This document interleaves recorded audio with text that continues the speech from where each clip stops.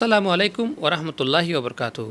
সম্মানিত দর্শক শ্রোতা ভাই এবং বন্ধুগণ, স্বদেশ কিংবা প্রবাস থেকে এই মুহূর্তে যারা আমাদেরকে দেখছেন সকলের প্রতি রইল আন্তরিক অভিনন্দন।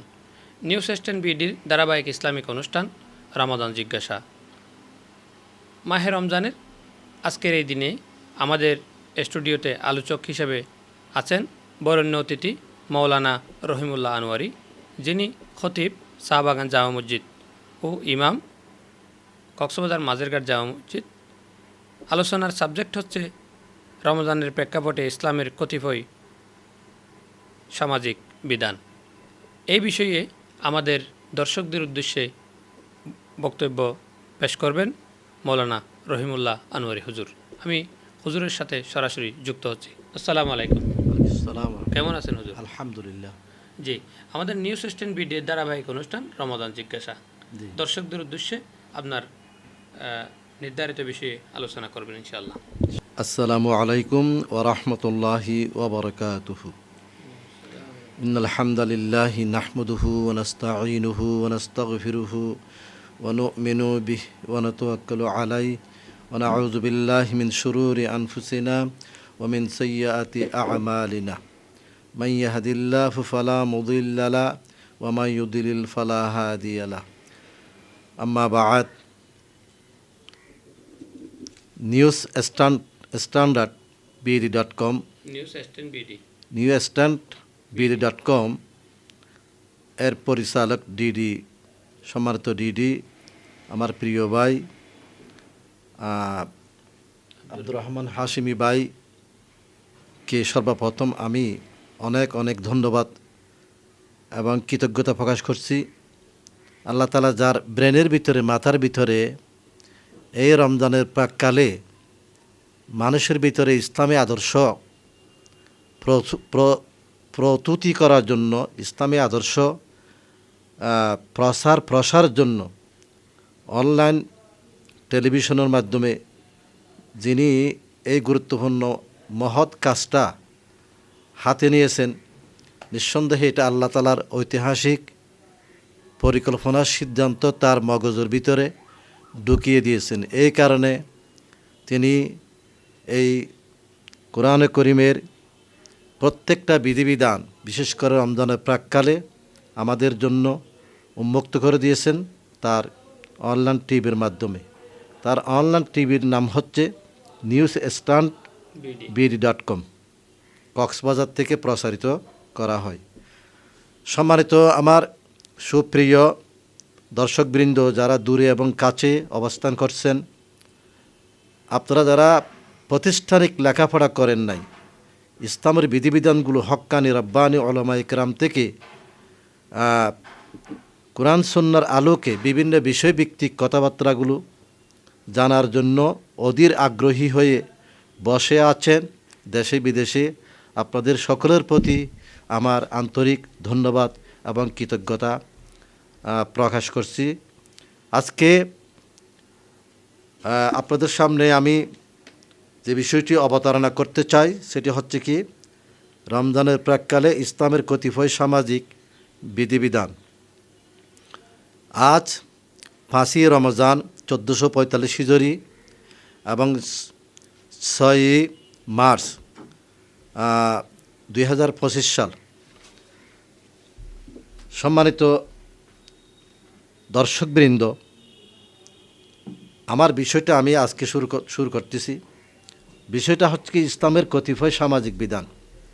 প্রথমে সমাজ সম্পর্কে সচেতন ভাইদের প্রতি আমি অন্তরে কষাঘাত করে বলতে চাই, চিন্তা ফিকির করার জন্য। মানুষ হচ্ছে সামাজিক জীব, এই জিনিসটা আমরা সকলে বুঝে থাকি।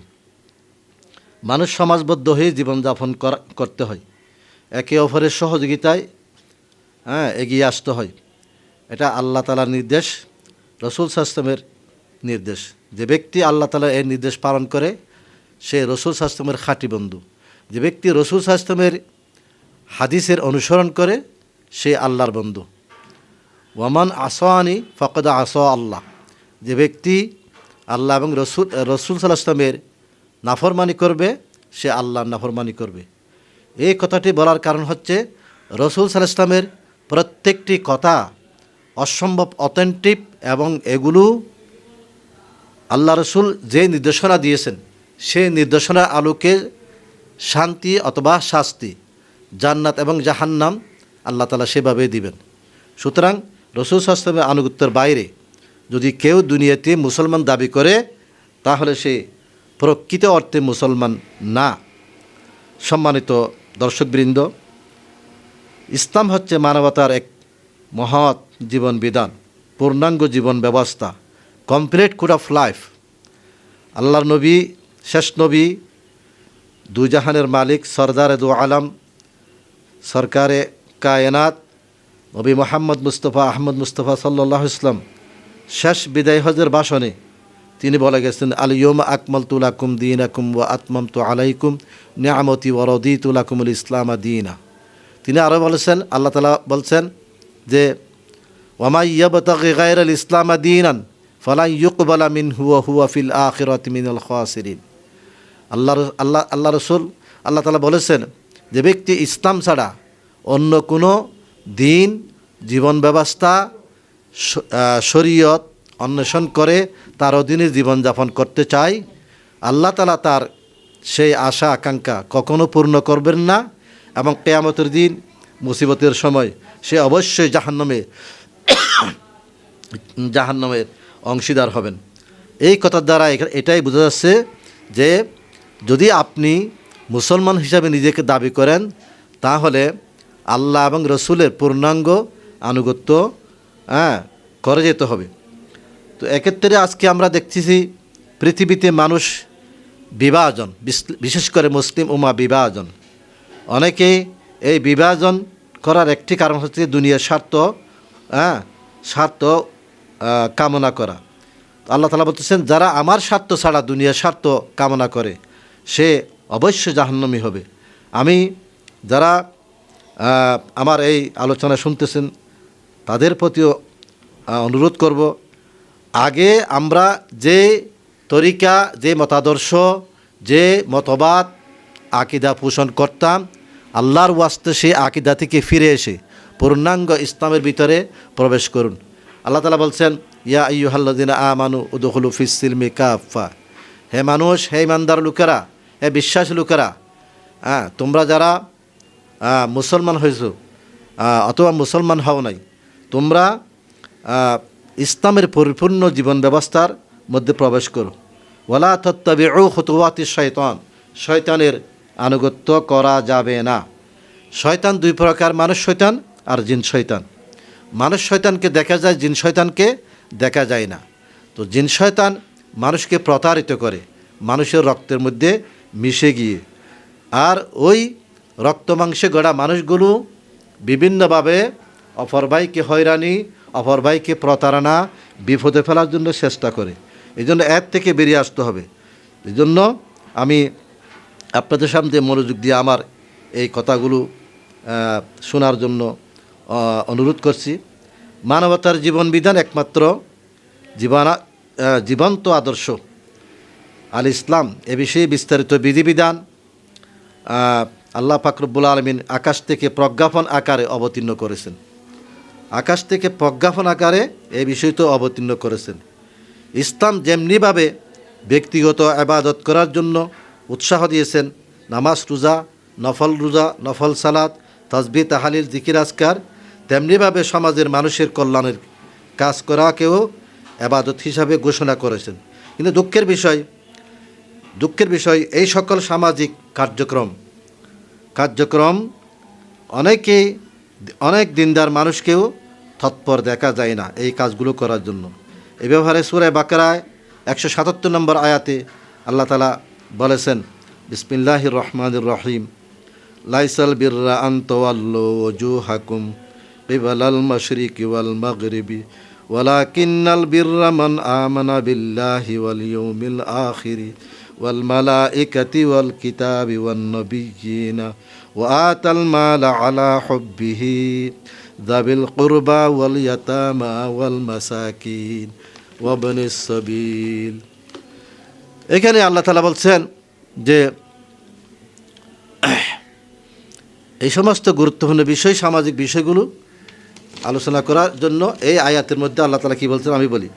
লাইসাল বিররা, অনেক মানুষ এমন আছে যে লাইসাল বিররা আন তাওয়াল্লু ওজুহাকুম কিবালাল মাশরিকি, যে পশ্চিমে এবং পূর্ব দিকে মুখ করাটা তাদের জন্য এটা গুরুত্বপূর্ণ। তার মানে কেন বলা হয়েছে পশ্চিমে মুখ করে শুধু নামাজটা পড়বো?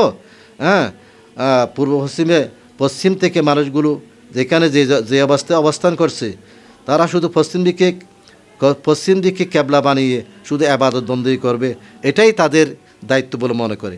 অথচ আল্লাহ তাআলা বলেন ওয়ালাকিন্নাল বিররা মান আমানা বিল্লাহি, আল্লাহ তাআলা বলতেছেন প্রকৃত মুমিন, প্রকৃত ঈমানদার তারাই যারা আল্লাহ এবং ওয়াল ইয়াউমিল আখির, আখিরাতকে বিশ্বাস করে, আল্লাহর উপর বিশ্বাস করে, ফেরেশতাদেরকে বিশ্বাস করে, আল্লাহর কিতাবসমূহের উপর বিশ্বাস স্থাপন করে এবং সকল নবীদেরকে বিশ্বাস করে।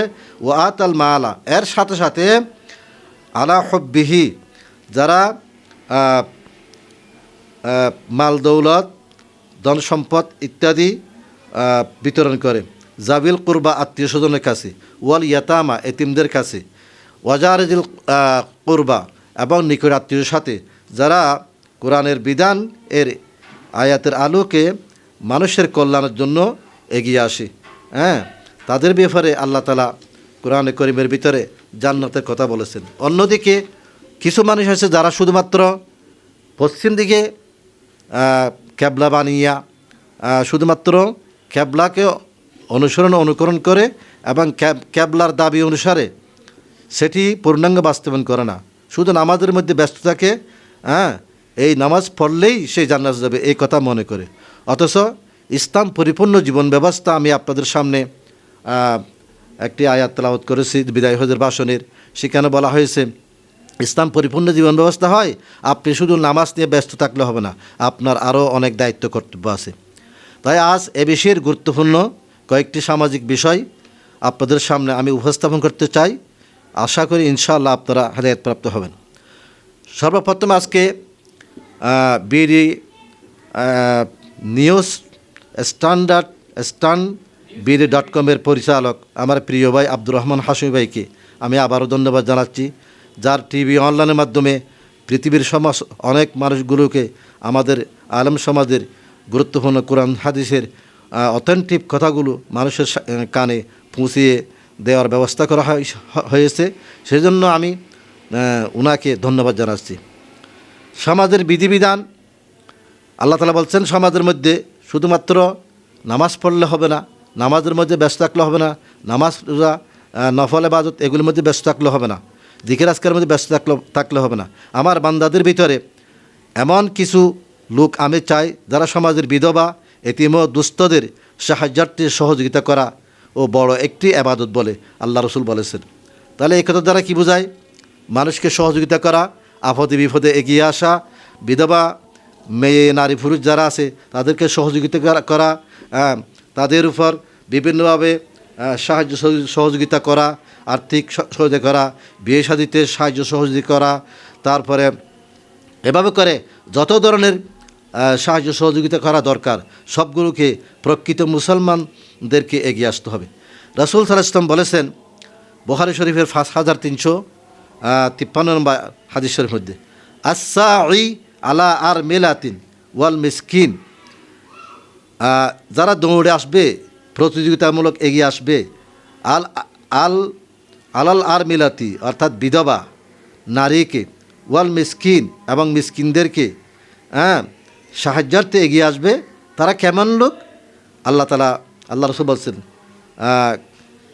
কাল মুজাহিদি ফি সাবিলিল্লাহ, তারা আল্লাহ রাস্তায় জিহাদকারী সংগ্রামরত অবস্থায় যে সমস্ত মুজাহিদ আছে তাদের মতো ওই সমস্ত লোকগুলো যারা অসহায় দরিদ্র মানুষগুলোকে এই রমজান মাসে এগিয়ে আসবে এবং গায়রে রমজানের মধ্যে এগিয়ে আসবেন, সবসময় বিপদ আপদে এগিয়ে আসবেন, এই সমস্ত লোকগুলোকে আল্লাহ রসুল মুজাহিদ হিসাবে অভিহিত করেছেন। ওয়া আহসিবাহু ক্বালা, বর্ণনাকারী আরও বলছেন ওয়াকাল কাইমি লা ইফতুরু, আর যে ব্যক্তি এমন ব্যক্তি যে ব্যক্তি সারা বছর রোজা রাখে এবং ইফতার করে না, ওয়াকাল কাইম লা ইফতুরু, সে রোজা রাখে না অর্থাৎ সারা বছরই ইফতার করে না, যে ব্যক্তি সারা বছরে ইফতার করে না, তার মানে কি সারা বছর রোজা রাখে। ওয়াকাস সাইম লা ইফতারু, এবং যেমন যে ব্যক্তি যে রোজাদার সে সারা বছর জিন্দিগির মধ্যে রোজা রাখে, হ্যাঁ, সেই একজন ব্যক্তি সারা জীবন রোজা রাখার যেই পরিমাণ সোয়াব, দিনের বেলায় নামাজ পড়ার, ইবাদত বন্দি করার যে সোয়াব পাবে, ওই ব্যক্তি, যে ব্যক্তি মানুষের কল্যাণে, সার্বিক কল্যাণে বিভিন্নভাবে এগিয়ে আসে, বিধবা মহিলা থেকে শুরু করে এবং এতিম আত্মীয় স্বজন, নিকটাত্মীয়, দূরাত্মীয়, সকলকে, এবং সাধারণ প্রতিবেশী মানুষ যাদেরকে বিপদে দেখলে এগিয়ে আসে, ওই সমস্ত লোকের মতো মনে হয়, ওই সমস্ত লোকের মতো তাকে সোয়াব দান করা হবে। তার মানে এখানে বলা হয়েছে শুধুমাত্র পশ্চিম এবং পূর্ব দিকে ক্যাবলা মানিয়ে নামাজ পড়তে থাকলে হবে না, এটি কারণে জান্নাত প্রবেশ করানো হবে, এটা এমন কোনো কথা নাই। বলা হয়েছে যে ইসলামের যাবতীয় বিধিবিধানকে সার্বজনীনভাবে মেনে নিতে হবে। আমি যে হাদিসটি আপনাদের সামনে পড়েছি সেটি হচ্ছে কি বুখারী শরীফের 5353 নম্বর হাদিস, এটা মনে রাখবেন। তারপর আমার 2 নম্বর পয়েন্ট হচ্ছে রোগীর খোঁজ খবর নেয়া। একজন মুমিন কখনো সে একাকী নামাজ রোজা পড়বে, রোজা রাখবে, তসবিহ তাহলিল জিকির আজকার করবে, এই অবস্থায় বসে থাকলে হবে না, তাকে অবশ্যই রোগীর খোঁজ খবর নিতে হবে। কেউ অসুস্থ হলে তার খোঁজ খবর নেওয়া এটা একজন মুসলিমের অন্যতম দায়িত্ব, একজন মুসলমানের অন্যতম দায়িত্ব। আল্লাহ রসুল বলছেন, আলা কুল্লুকুম রাইন ওয়া কুল্লুকুম মাসউলুন আন রাইতিহি, তোমাদের প্রত্যেককেই তোমাদের কাজের ব্যাপারে, দায়িত্বের ব্যাপারে জিজ্ঞেস করা হবে। একজন মুমিন আরেকজন মুমিনের দায়িত্ব হচ্ছে তার অধীনস্থ যারা আছে অথবা তার সমগোত্রীয় যারা আছে, সে নর নারী, মুসলিম অমুসলিম সবাইকে, সবার উপর তার কিছু দায়িত্ব আছে, সে দায়িত্ব পালনের জন্য সে এগিয়ে আসবে। তো এখানেও এই হাদিস থেকে বোঝা যায় যে শুধুমাত্র তসবিহ তাহলিল, মসজিদে বসে তসবিহ তাহলিল, ইবাদত বন্দগি, কোরআন তেলাওয়াত ইত্যাদি মধ্যে বসে থাকলে হবে না। আল্লাহ রাসূল আরও বলছেন, আতিউল জাইআ ওয়া আউদুল মরিদ ফাফুক্কুহু ওয়া ফুক্কু আনি। আল্লাহ রাসূল বলছেন, আতিউল জাইআ, তোমরা ক্ষুধার্তকে খাবার দাও। এখানে কি বুঝলাম? যে আমি শুধু নামাজ দোয়ার মধ্যে ব্যস্ত থাকলে হবে না, আমার আশেপাশে প্রতিবেশী অনেক অসহায় দরিদ্র মানুষ আছে, তাদেরকে খাবারের ব্যবস্থা করতে হবে। এটা আপনি যেহেতু একজন সলভেন্সি অথবা আপনি একজন প্রকৃতপক্ষে সামর্থ্যবান মানুষ, সুতরাং আপনার উচিত ক্ষুধার্তকে সাহায্যের জন্য এগিয়ে আসা। ওয়াউদুল মরিদ, এবং অসুস্থ মানুষকে, পীড়িত লোকগুলোকে দেখতে যাওয়া, তাদেরকে সহযোগিতা করা। ওয়াফুকুল আনি, এবং তোমরা বন্দিগুলোকে মুক্ত করে দাও। বন্দিগুলোকে মুক্ত করে দেওয়ার অর্থ হচ্ছে কি, এখানে একটি হাদিস প্রণিধানযোগ্য, সেটি হচ্ছে রাসূল সাল্লাল্লাহু আলাইহি ওয়াসাল্লামের কাছে প্রশ্ন করলেন, ইয়া রাসূলুল্লাহ, যে আমাদের অনেক মানুষ বন্দি অবস্থায় আছে, তাদেরকে কিভাবে আমরা বন্দি থেকে মুক্ত করব? রাসূল সাল্লাল্লাহু আলাইহি ওয়াসাল্লাম বলছেন, তোমরা তোমাদের সাধ্যমতো যার যা আছে তা দিয়া অফিস আদালতে, কোর্ট কাছারিতে বিচারের ক্ষেত্রে যদি টাকার বিনিময়ে তাদেরকে মুক্ত করা দরকার, তোমরা টাকার বিনিময়ে তাদেরকে মুক্ত করে দাও। বিশেষ করে জাকাতের হাত দিয়া বন্দিগুলোকে মুক্ত করা যাবে, এটা জাকাতের মধ্যে বিস্তারিত বর্ণনা দেয়া আছে। রাসূল সাল্লাল্লাহু আলাইহি ওয়াসাল্লাম আরও বলেছেন, আউদুল মরিজা ওয়াত্তিবাউল জানাইজা তাযকুরুকুমুল আখিরা। আল্লাহ রাসূল আরও বলেছেন, তোমরা পীড়িতদেরকে, রোগাক্রান্ত লোকদেরকে দেখতে যাও, সেবা শুশ্রূষা করো। ওয়াত্তিবাউল জানাইজা, এবং জানাজায় শরীক হও। তাযকুরুকুমুল আখিরা, তখন তোমরা জানাজায় যদি উপস্থিত হও, তোমরা আখিরাতের প্রতি তোমাদের স্মরণ হবে। তো আখিরাতের প্রতি যে ব্যক্তির স্মরণ হবে, সে তার বিশ্বাস প্রতিস্থাপন হবে যে আমি তো মরে যাব। আমি যেমন এই ব্যক্তির জানাজা পড়ছি, কালকে আমার জানাজাও অমুক অমুক ব্যক্তিরা পড়বে, জানাজার পরে আমার লাশ দাফন করা হবে। তখন লাশ দাফন করার পর সেখানে কবরের মধ্যে মনকির নকির প্রশ্ন করবে, মর রব্বুকা ওমা দিনুকা ওমান নবিউকা, এই কথাগুলো জিজ্ঞেস করবে। তখন সেই কথাগুলোর প্রশ্নের আলোকে আমি কি জবাব দেব, এই যখন অনুভূতি তার ভিতরে সৃষ্টি হয়, তখন সে ইসলামের প্রতি আরও এগিয়ে আসবে, ধাবিত হবে।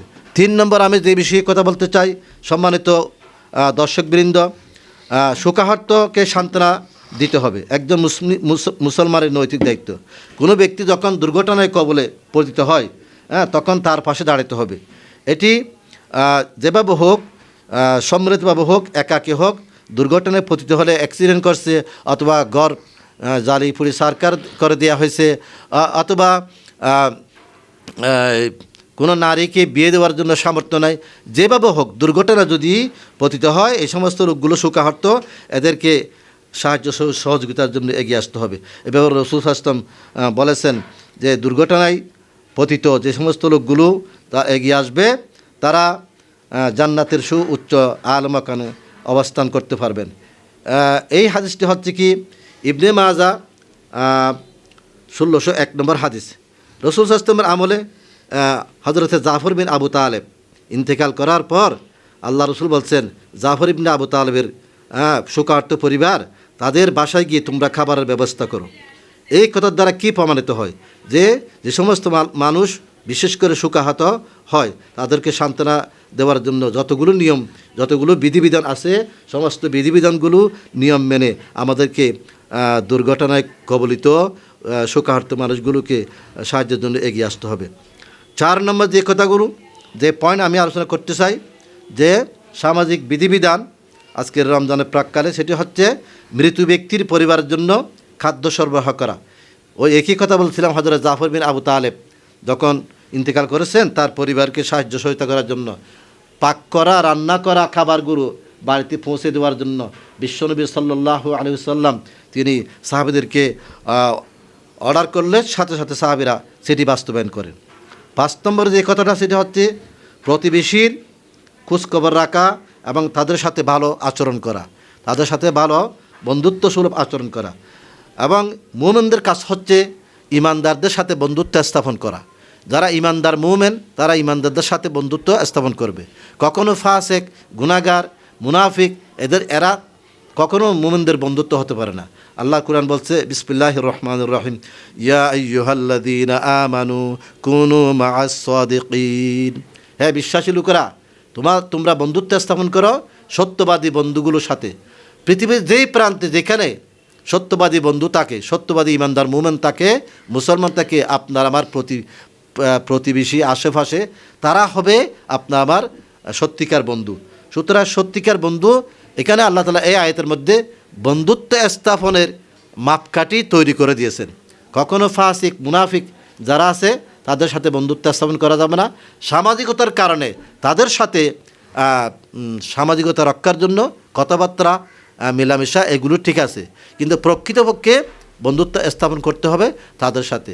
আর এই বন্ধুত্ব স্থাপন করার জন্য রাসূল সাল্লাল্লাহু আলাইহি ওয়াসাল্লাম অনেক হাদিসের মধ্যে বলছেন যে তোমরা যে সমস্ত মুমিন তাদের সাথে সম্পর্ক বৃদ্ধির জন্য তাদের বাড়িতে আসা যাওয়া করবে, তাদের সাথে মেলামেশা করবে, তাদের সাথে আত্মীয়তা করবে, তাদের সাথে বিয়ে শাদীর সম্পর্ক রাখবে, তাদের সাথে মুমিন ইমানদার লোকগুলো, পরিবারগুলো বাছাই বাছাই করে আপনার ছেলে মেয়ের সাথে বিয়ে শাদীর ব্যবস্থা করতে হবে।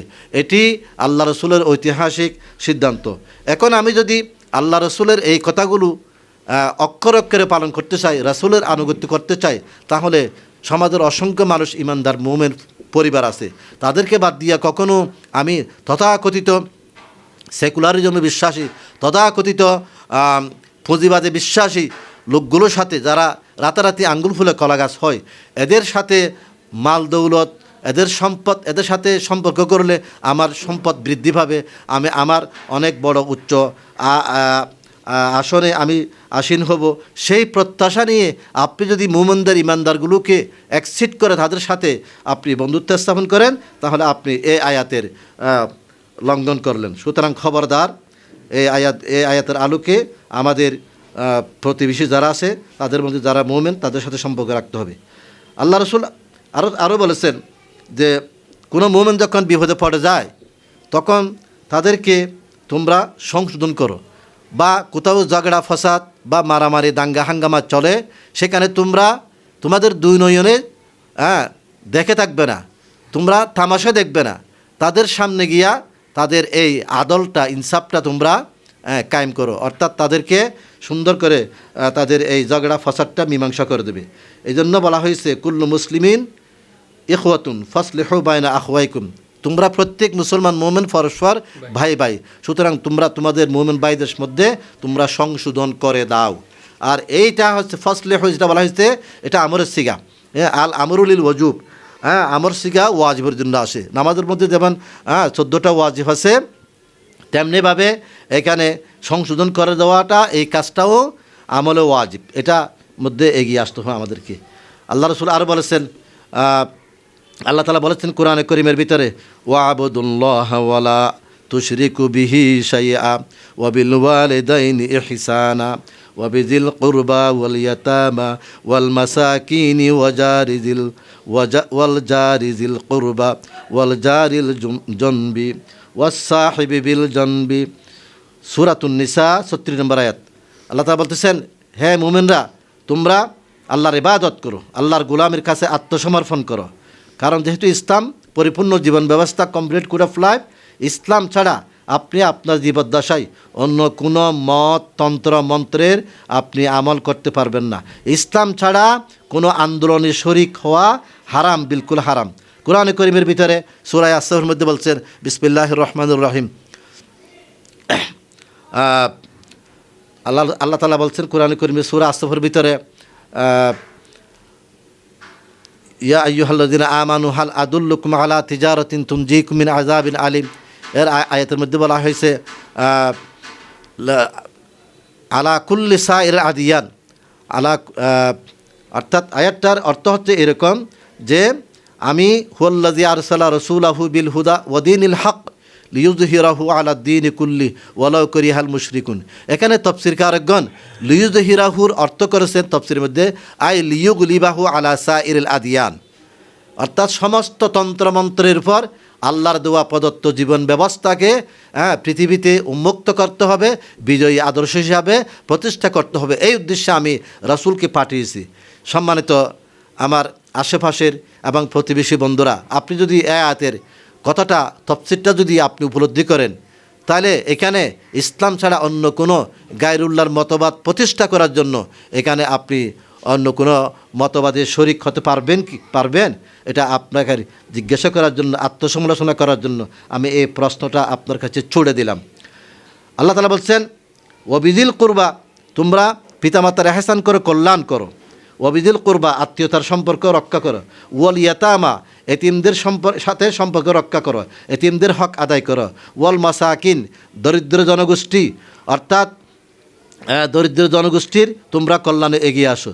ওয়াজারিজিল কুরবা, নিকট আত্মীয়ের হক আদায় করো। ওয়াজারিজিল জম্বি, প্রতিবেশীর হক আত্মীয়তা আদায় করো। তাহলে এই ক্ষেত্রে প্রথম আয়াতের মধ্যে আমি বলেছিলাম, এই আয়াতগুলোর মধ্যে বলা হয়েছে যে ব্যক্তি শুধুমাত্র লাইসাল বিররা আন তাওয়াল্লু ওয়াজুহাকুম কিবালাল মাশরিকি ওয়াল মাগরিবি, এই আয়াতের মধ্যে আল্লাহ তাআলা স্পষ্ট নিষেধাজ্ঞা জারি করেছেন শুধুমাত্র মশরিক এবং মাগরিবি ক্যাবলা মানিয়ে শুধু ইবাদত বندگی নামাজ রোজা জিকির আজকারের মধ্যে লিপ্ত থাকলে সে কি প্রকৃত মুসলমান হতে পারবে? না, কখনো না। এখানে কোরআনে করিমের ভিতরে সূরা নিসা 36 নম্বর আয়াতের মধ্যে যা বলেছেন, প্রতিবেশী, আত্মীয়স্বজন, বন্ধুবান্ধব এবং নিকটাত্মীয়, পিতামাতা সবার সাথে সমান আচরণ, সবার সাথে বিধিবিধান যা আছে সেগুলো তাদের সাথে শেয়ার করতে হবে এবং আমলে পরিণত করতে হবে। এবং আপনার জীবদ্দশায় ব্যক্তিগতভাবে যে আপনি ইবাদত করবেন এবং আল্লাহর সাথে কখনো কোনো শিরিক করা যাবে না। ছোট শিরিক, বড় শিরিক, শিরিকের ব্যাপারে ব্যাখ্যা দিতে গেলে অনেকের গায়ে জ্বলবে, আমি সেদিকে আজকে আলোচনা করব না। সুতরাং শিরিক করা যাবে না, শিরিকের বিরুদ্ধে নিষেধাজ্ঞা জারি করেছেন এবং আল্লাহ তাআলা হুকুম জারি করেছেন আল্লাহর প্রকৃত ইবাদত করার জন্য। প্রতিবেশীর সাথে সদাচরণ করা বহু হাদিসে রাসূল সাল্লাল্লাহু আলাইহি ওয়াসাল্লাম বলে গেছেন। আরেকটি হাদিসের মধ্যে বলেছেন যে ওয়াল্লাহি লা ইউমিন, ওয়াল্লাহি লা ইউমিন, আল্লাহর কসম সে মুমিন নয়, আল্লাহর কসম সে মুমিন নয়, ওয়াল্লাহি লা ইউমিন, আল্লাহর কসম সে মুমিন নয়। এই হাদিসের মধ্যে আল্লাহ রসুল 3 বার বলেছেন, ক্বালু ওয়ামা যাকা, ইয়া রাসূলুল্লাহ, সে কোন ব্যক্তি মুসলমান নয়, মুমিন নয়?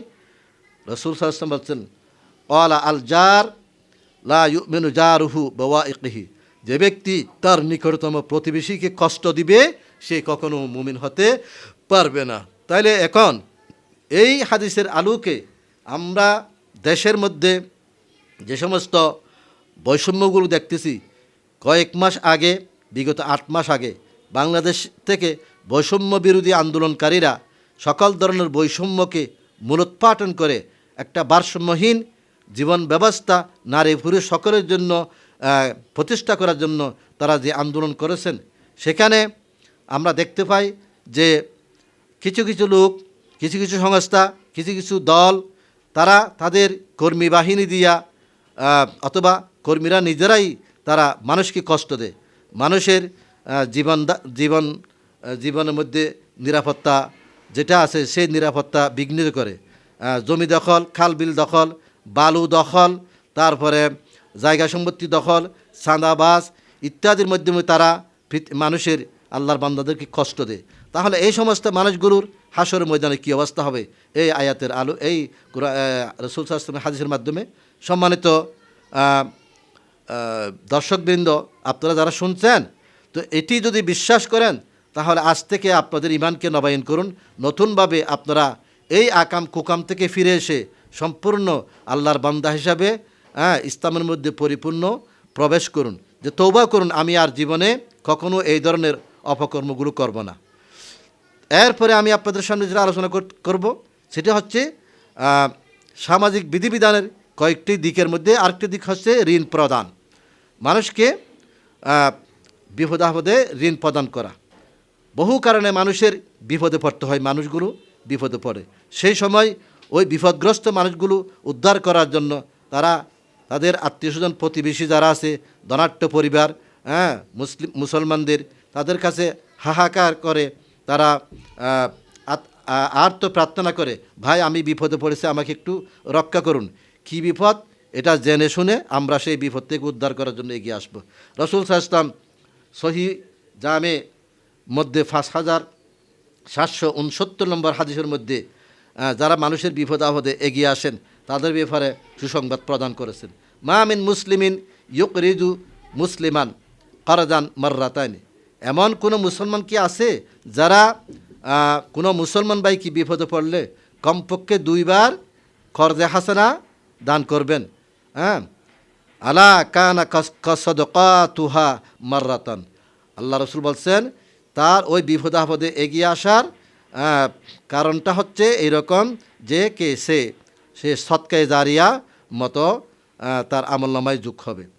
যে আমলনামায় সৎকায়ে জারিয়ার সোয়াবগুলো না থাকলে আমরা জাহান্নামে যাব, সেখান থেকে এই সৎকায়ে জারিয়া সোয়াবগুলো আমাদের আমলনামায় যোগ হলে আমরা সেখান থেকে পরিত্রাণ পাব। সম্মানিত দর্শকবৃন্দ, এরপরে আমি 7 নম্বর পয়েন্টে সামাজিক বিধিবিধান ভারসাম্য রক্ষার জন্য আল্লাহ তাআলার কোরআন এবং রসুলের হাদিস থেকে যে বিষয়গুলো আমি অবতারণ করছি, 7 নম্বর বিষয়টা হচ্ছে সমস্যাগ্রস্তের সমস্যা সমাধানে এগিয়ে আসতে হবে। এ ব্যাপারে রাসূল সাল্লাল্লাহু আলাইহি ওয়াসাল্লাম অনেক জোর দিয়েছেন যে তার উম্মতদেরকে কোনো ভাইয়ের দুঃখ দুর্দশা দূর করার জন্য যে ব্যক্তি আল্লাহর নির্দেশে এগিয়ে আসবেন, কিয়ামতের দিন আল্লাহ তাআলা তার বিপদ থেকে উদ্ধার করার জন্য তাকে বিপদ থেকে উদ্ধার করবেন। আল্লাহ তাআলা বলবেন, তুমি দুনিয়াতে আমার বান্দাদেরকে সাহায্য করেছিলে, তার সমস্যা সমাধান করার জন্য এগিয়ে আসছিলে, এজন্য আমি আজকে তোমার সমস্যা সমাধান করে তোমাকে জান্নাতে দেওয়ার জন্য সিদ্ধান্ত নিয়েছি। এটি হচ্ছে কি আল্লাহর চিরাচরিত আল্লাহর নিয়ম। আল্লাহ কখনো তার ওয়াদা ভঙ্গ করেন না। ইন্নাল্লাহা লা ইউখলিফুল মিআদ, আল্লাহ তাআলা বলছেন আমি কখনো ওয়াদা ভঙ্গকারী নয়। তাহলে এখানে আল্লাহ তাআলা আরও বলছেন যে তোমরা তোমাদের ভাইদের বিপদ সমস্যা সমাধানের জন্য এগিয়ে আসবে। এরা তোমাদের ভাই, তারা তোমাদের ভাই, তোমরা তাদের ভাই। আল্লাহ তাআলা বলছেন ইন্নামাল মুমিনুনা ইখওয়াতুন, যে তোমরা মুসলমানরা পরস্পর ভাই ভাই, কখনো তোমরা পরস্পর ভাইয়ের বিরুদ্ধে দাঙ্গা হাঙ্গামা লড়াই করবে না, দাঙ্গা হাঙ্গামা করে মানুষের ক্ষতি করবে না, তোমরা পরস্পর মুমিন ভাই ভাই। এখন আমরা দেখতেছি আধুনিক প্রেক্ষাপটে যে বিভিন্ন গ্রামে গঞ্জে মানুষগুলো সামান্য স্বার্থের জন্য লাঠিয়াল বাহিনী তৈরি করে গ্রামে গঞ্জে 2 গ্রামের অধিবাসী তারা মল্লযুদ্ধ নেমে বন্দুক এবং বিভিন্ন দা কিরিচ দিয়া এগুলো একে অপরকে হামলা করার জন্য লিপ্ত হয়। তো যদি মোমেন হয় মুসলমান প্রকৃতপক্ষে, আপনি কখনো আপনার ভাইয়ের বিরুদ্ধে অস্ত্র ধারণ করতে পারবেন? যেটি হয়েছে সমস্যা সেটি সমাধানের জন্য আইন আদালত আছে, বিচার আচার আছে, সেখানেই হবে ফয়সালা। আপনি বিচার আচার আইন আদালতকে নিজের হাতে নিজে নেবেন, সমাজের মধ্যে অশান্তি সৃষ্টি করবেন। অতএব এটা আল্লাহ তাআলা সমর্থন করে না। এ ব্যাপারে রাসূল সাল্লাল্লাহু আলাইহি ওয়াসাল্লাম আরও বলেছেন, আমি কি তোমাদেরকে সিয়াম, সালাত, সৎকার চেয়ে উত্তম ফজিলতের কথা বলবো না? আল্লাহু আকবার, আল্লাহু আকবার। আল্লাহ তাআলা কি বলছেন? অনেকে মনে করে শুধু সিয়াম রোজা পালন করলেই হবে, শুধুমাত্র 5 ওয়াক্ত সালাত আদায় করলেই হবে, আমি জান্নাতে যাব। এখন আল্লাহ তাআলা আল্লাহ রাসূল কী বলছেন দেখেন, যে আমি কি তোমাদেরকে রোজা এবং সালাত আর জিকির আজকার এর সাইতে উত্তম জিনিস, উত্তম বিষয় যেটা আমল করলে তোমরা জান্নাত যেতে পারবা, সেটার কথা বলবে না?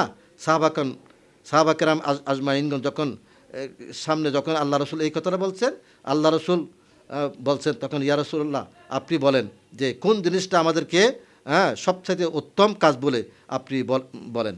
রাসূল সাল্লাল্লাহু আলাইহি ওয়াসাল্লাম বলছেন যে ইসলাহুন জাতাল বাইয়িন, অর্থাৎ তোমরা দুই ভাইয়ের মধ্যে, দুই গোষ্ঠীর মধ্যে তোমরা কি করো? আদল প্রতিষ্ঠা করো, তোমরা হক ইনসাফ কায়েম করো এবং ন্যায় বিচার প্রতিষ্ঠা করো।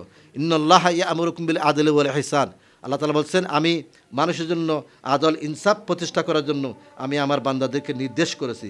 এক্ষেত্রে আমি যদি এই আল্লাহ তাআলার নির্দেশকে অমান্য করি, তাহলে আমি জান্নাতের অধিকারী হতে পারবো না, জাহান্নামে যাব। 9 নম্বর যেটা কাজ, সেটা হচ্ছে কি সৎ কাজের আদেশ, অসৎ কাজের বাধা। সামাজিক ভারসাম্য রক্ষার জন্য আল্লাহ তাআলা বলছেন তোমরা সৎ কাজের আদেশ, অসৎ কাজের বাধা দেবে। এটা যদি তোমরা করতে না থাকো, তাহলে সমাজ দেউলিয়া হয়ে যাবে, সমাজ ভেঙে চুরমার হয়ে যাবে। আল্লাহ তাআলা বলছেন ওয়ালতাকুম মিনকুম উম্মাতুন ইয়াদউনা ইলাল খায়র ইয়া'মুরুনা বিল মা'রুফ ওয়া ইয়ানহাউনা আনিল মুনকার। এটার অর্থ আপনারা সবাই জানেন যে তোমাদের মধ্যে এমন একটি দল থাকতে হবে, এমন একটা গ্রুপ থাকতে হবে, যে দলের লোকগুলো মানুষকে সৎ কাজের আদেশ, অসৎ কাজের বাধা প্রদান করবে। তো এই অসৎ কাজের বাধা প্রদান করার এই সিলসিলা যদি সমাজে জারি না থাকে, তাহলে সমাজ অতি শীঘ্রই ধ্বংস হয়ে যাবে। সমাজ ধ্বংস হয়ে গেলে আমি আর আপনি বাঁচব না এবং তড়িৎ কিয়ামত আরম্ভ হবে। একবার সৎ কাজের আদেশ, অসৎ কাজের বাধা গুরুত্ব সম্পর্কে হাদিসের মধ্যে একটি গুরুত্বপূর্ণ কথা আসছে। একটি জাহাজ বা স্টিমার বিশাল সাগর পাড় দিয়ে ওই জাহাজটা আরেকটি দেশে যাবে, সেখানে 2 তলা 3 তলা জাহাজের মধ্যে প্যাসেঞ্জারগুলো আছে। এখন নিচের প্যাসেঞ্জারগুলো তারা বলতেছে আমাদের পিপাসা লাগছে, এখন কি করব, পিপাসার জন্য পানি নাই, এখানে নিচে। আরেকজন বলল যে উপরের তলায় কিছু পানি আছে, সেখান থেকে আমরা পানির জন্য যাই। এখন তাদের পরামর্শ করে আমি উপরের তলায় যখন গেছি, যাওয়ার পরে পানি যখন খুঁজলো, তখন উপরের তলার লোকগুলো পানি দিচ্ছে না। তখন তারা বলে আসার সময় ফিরে আসার সময় বলছে যে আমরা ঠিক আছে, পানি না দিলে কীভাবে পানি খেতে হয় আমরা জানি। তখন তারা নিচে গিয়া ওই বাসমান ওই স্টিমার জাহাজটা নিচে তলা খনন করে পানি আনার জন্য পানি নিয়ে সেখান থেকে পান করবে। এই কথা যখন তাদেরকে বলল, তখন তারা সবাই বলছে ভাই না এটা করা যাবে না, এটা করলে আমরা সবাই ডুবে মরে যাব, সুতরাং এখান থেকে পানি নাও। এই যে সৎ কাজের আদেশ, এটা কি অসৎ কাজ যে স্টিমার তলা খনন করা থেকে বাঁচানোর জন্য বাধা দিছে, এটা একটা সৎ কাজ। এই সৎ কাজ যদি বাধা না দিত, তাহলে সবাই বঙ্গোপসাগরে, আটলান্টিক মহাসাগরে, বড় বড় প্রশান্ত মহাসাগরে, ভারত মহাসাগরে এইভাবে মারা যেত। তাহলে এখান থেকে আমরা কি শিক্ষা পেলাম? যে সমাজের মধ্যে যে আনাচার, অবিচার, আকাম কুকাম রয়েছে, এগুলো আমরা যেখানে পাই সেটা বাধা প্রদান করতে হবে, এখানে সেই কথাই বলা হয়েছে। তো আমি আজকে সময় সংক্ষিপ্ত, আমার আলোচনার মধ্যে কারো যদি একটু ব্যথা লাগে মেহেরবানি করে ক্ষমা করে দিবেন, ক্ষমার চোখে মাফ করে দিবেন। আমি আজকের মতো আপনাদের সামনে থেকে বিদায় নিচ্ছি। ওয়াখির দাওয়ানা আনিল হামদুলিল্লাহি রাব্বিল আলামিন, আসসালামু আলাইকুম ওয়া রাহমাতুল্লাহি ওয়া বারাকাতুহু। ধন্যবাদ newsstand.bd.com আমাদের প্রিয় ভাই বন্ধু মুহতারাম আব্দুর রহমান হাশিমি ভাইকে এবং ওনার ভিডিও পরিচালক এবং অত্র মসজিদের সম্মানিত আমার বাতিজা হাফেজ মাওলানা কারি রুহুল আশরাফকে আমি ধন্যবাদ জানিয়ে আজকে আমার আলোচনা এখানে শেষ করছি। আসসালামু আলাইকুম ওয়া রাহমাতুল্লাহি ওয়া বারাকাতুহু। দর্শক, আমরা হুজুরের আলোচনা থেকে আজকের যে সাবজেক্ট, এই আলোচনা থেকে কয়েকটা বিষয় আমরা স্পষ্ট ধারণা পেয়েছি। সেটা হচ্ছে খায়রুন নাস মাইয়ানফাউন নাস, মানুষের কল্যাণে কাজ করবে, সেই মানুষটাই আল্লাহ এবং তার রসুলের কাছে উত্তম মানুষ হিসাবে বিবেচিত হবে। সুতরাং এই রমজান আমাদেরকে তাকওয়া শিক্ষা দেওয়ার জন্য একটা বিরাট একটা সুযোগ। রমজান কোরআন নাজিলের মাস, রহমত মগফিরাত নাজাতের মাস রমজান, আত্মশুদ্ধির মাস রমজান এবং অধিক সোয়াব হাসিলের মাস রমজান।